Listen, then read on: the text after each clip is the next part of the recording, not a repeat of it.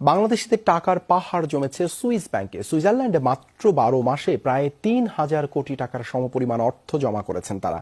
সব মিলিয়ে সুইস ব্যাংকগুলোতে এখন বাংলাদেশিদের টাকার পরিমাণ ৮,২৭৫ কোটি, যা এ যাবৎকালের সর্বোচ্চ। দেশে যখন টাকা পাচার ঠেকানোর তোড়জোড়, তখন নজিরবিহীন গতিতে সুইস ব্যাংকে টাকা জমিয়েছেন বাংলাদেশিরা। সুইজারল্যান্ডের কেন্দ্রীয় ব্যাংকের বার্ষিক প্রতিবেদনে উঠে এসেছে এসব তথ্য। সারা বিশ্বের ধনীদের অর্থ গোপনে গচ্ছিত রাখার জন্য বহুদিনের খ্যাতি সুইজারল্যান্ডের। কঠোরভাবে গ্রাহকদের নাম পরিচয় গোপন রাখে সুইস ব্যাংকগুলো, যে কারণে প্রচলিত বিশ্বাস অবৈধ আয় আর কর ফাঁকি দিয়ে জমানো টাকা জমা রাখা হয় সুইস ব্যাংকে। নির্দিষ্ট গ্রাহকের তথ্য না দিলেও ১ দশক ধরে বার্ষিক প্রতিবেদন প্রকাশ করছে সুইস ন্যাশনাল ব্যাংক।